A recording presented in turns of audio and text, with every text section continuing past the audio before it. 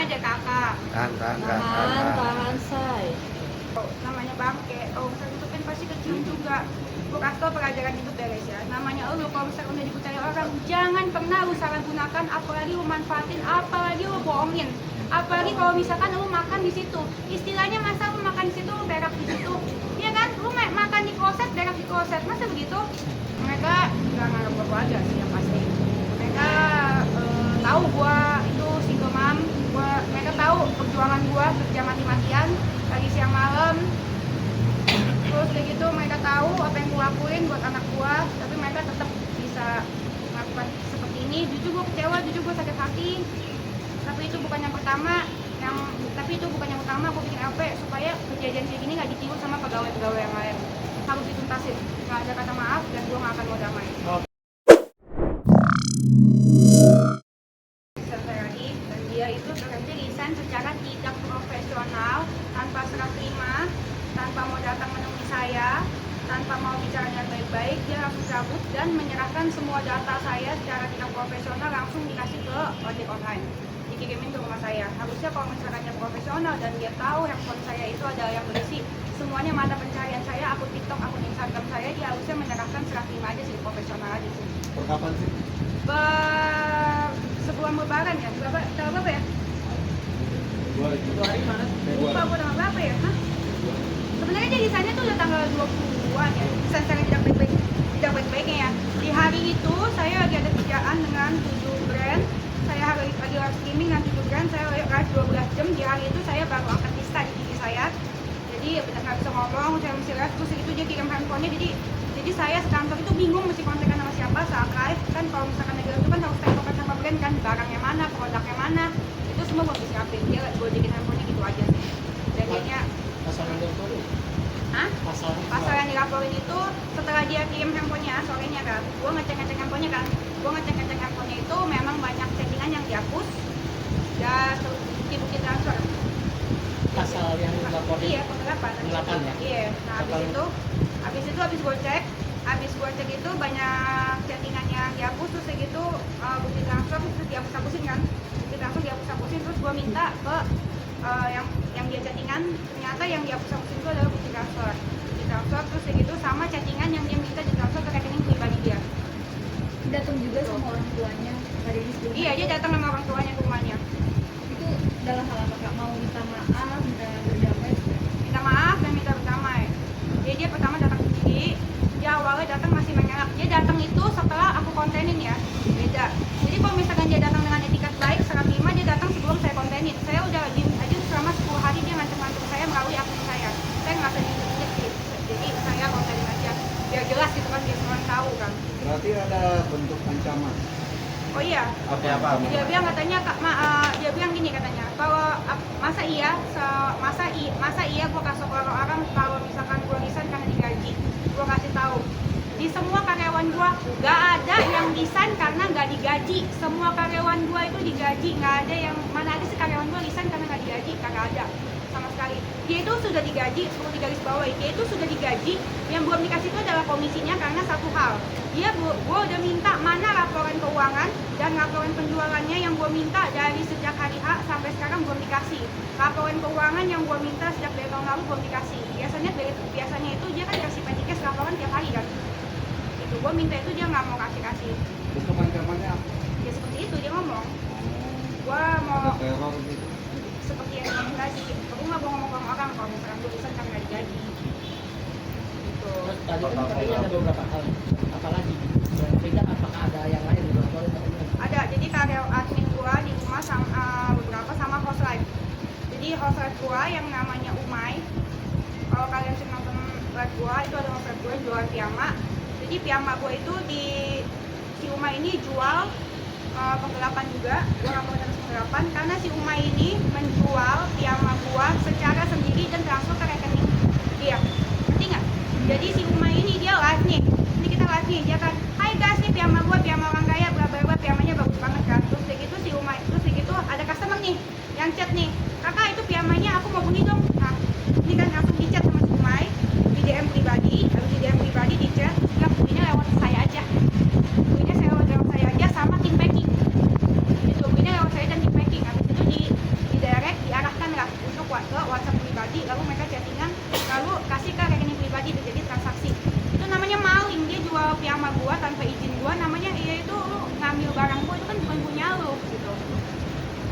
Gitu sih. Berarti Kalau kita pengelapannya kemudian berapa sampai berapa? Kalau misalkan ini gua mau hitung sih print rekening orang ya, nanti kalau misalkan udah setahun lebih gini, menurut gua kira-kira setahun lebih kejadiannya lah. oke, total kerugiannya berapa sih? Ada nggak lu total berapa gitu? Berapa puluh Caranya juta? kalau udah setahun ini ada kali 1000 piece, ada kan 200 jutaan. 200 Ya, kalau jutaan, iya, 1000 piece. kalau misalkan udah setahunan ini ya, Hmm. ini kan bukan satu orang. Iya. Total dari semua orang ini yang lakuin ya, Total orangnya berapa yang ngelakuin total? ada 5. Ada 5. Mungkin siapa aja? Firda, Host Live. Beda orang dong. Beda. Nggak bisa gue spill sekarang. Oh. Nggak bisa gue spill sekarang. Nanti ya nggak bisa gue spill. Oke, Dennis ini kan selalu berkasus dengan karyawan yang awalnya kan dulu penggelapan kamera, sekarang asisten pribadi sampai host live sendiri. Seperti apa sih lu melihat kejadian ini sendiri? Gue nggak bisa percaya sama orang lagi. Ya memang semuanya itu kan berawal kan dari salah gue sendiri karena gue percaya. Jadi kalau misalkan gue flashback ya, sejak kapan sih kejadian ini terjadi? Gue flashback itu sejak yang nyari aku lahiran. Kan karena waktu pas aku hamil, aku tuh kan megang stok sendiri, barang datang sendiri, aku ngecek ya barangnya datangnya apa, terus jadi pas lagi hamil tuh jualannya apa, terus aku jual sendiri, aku packing sendiri, itu semua kekontrol sama saya. Kekontrol sama saya, jadi gue cek sendiri secara langsung. Nah, udah gitu kan saat gue lahiran, itu gue di rumah sakit 2 minggu. 2 minggu di rumah sakit kurang lebih. Nah, di situ kan gue nggak bisa kontrol. Ya kan, di situ mulailah komplain-komplain dari netizen yang piyamanya dikirimnya salah, terus begitu sama barang yang nggak datang. Nah, terus begitu dikirim, kalau misalkan dikirim ke ekspedisi itu kan ada beberapa kadang-kadang ada returan kan.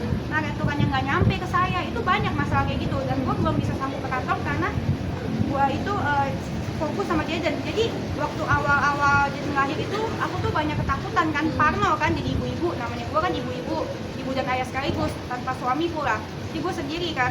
Jadi tuh waktu itu gue benar-benar ketakutan. Pas lahir itu Jaden kan kurus kan, dibilang kurus sama banyak orang, terus begitu bilirubinnya tinggi karena Jaden sakit kuning kan waktu itu kan, jadi harus dimasukkan ke dalam box itu selama beberapa hari. Jadi gue nggak bisa kepikiran ya stok opnam, stok ini segala macam, ngecek masuknya berapa, barang keluarnya berapa. Jadi memang gue mau fokus sama Jaden gitu, dan gue serahin itu ke karyawan aku dan Frida yang aku percaya sih sama ya, tapi ternyata kan disalahgunakan kepercayaannya. Harusnya nggak percaya sama orang sih, harusnya kita ngecek sendiri. Nah, setelah kejadian ini juga kan lebih dari satu orang, Kak. Merasa ada dugaan persekongkolan nggak sih? Pastilah, pasti nggak mungkin nggak tahu kan.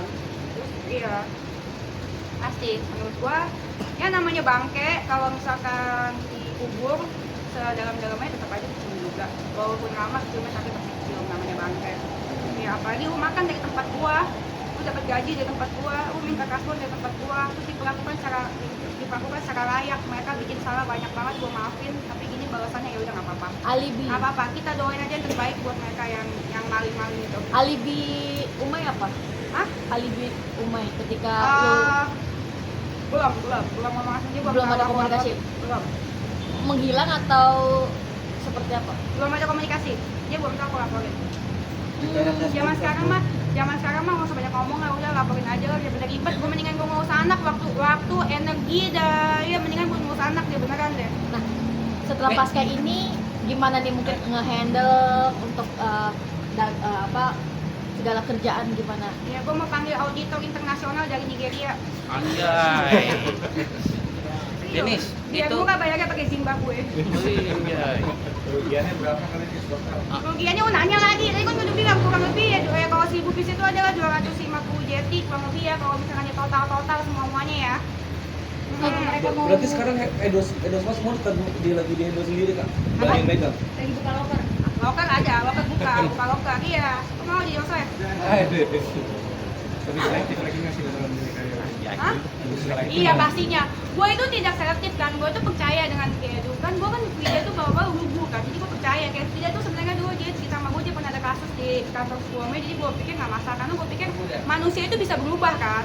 Iya kan, gue pikir manusia bisa berubah. Dulu aja gue ngoceh-ngoceh terus, sekarang bisa enggak, ya bisa berubah dong. Dulu gue pemabuk, sekarang enggak, kan bisa berubah berarti. Gue pikir orang juga, ya ternyata enggak, say. ya kan, sekali berkasus ya kasus gitu. Kasus di kantor yang lama, kasus apa? Iya, apa?